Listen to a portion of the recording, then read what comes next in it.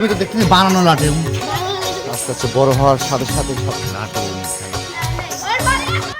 লাটিম খেলা, ফেলে আসা সেই শৈশব কৈশোর দুরন্তের দিনগুলো আমি আপনারা হয়তো এক সময় পার করেছি।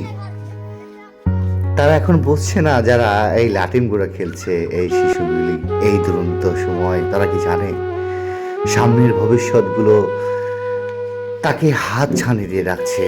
কে কোথায় চলে যাবে, সেই ছেলেবেলার বন্ধুকাল, শৈশবকাল, সব কিছুই পরিবর্তন হয় এক সময় গিয়ে বয়সের ভারে।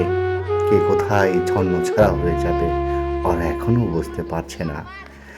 হ্যাঁ, আমাদের যারা এখন বয়স হয়েছে, আমরা এক সময় এরকম দুরন্ত সময় হয়তো পার করেছি, আমি আপনি আমরা সবাই। কিন্তু আজকে চালচিত্র টিভির ক্যামেরায় এই শৈশবের খেলাগুলো হঠাৎ করে চোখে পড়লো, তাই একটু বন্দি করে নিলাম। আমার আপনার জীবনে ফেলে আসা সেই শিশুকাল, যে কালে কোনো টেনশন নেই, কোনো প্রকার কোনো ঝামেলা নেই। সেই শৈশব খুব মনে পড়ে, যেখানে 2 টাকা দিলেই সন্তুষ্ট, আর বড় হলে লাখ লাখ টাকা দিলেও সন্তুষ্ট হওয়া সম্ভব নয়।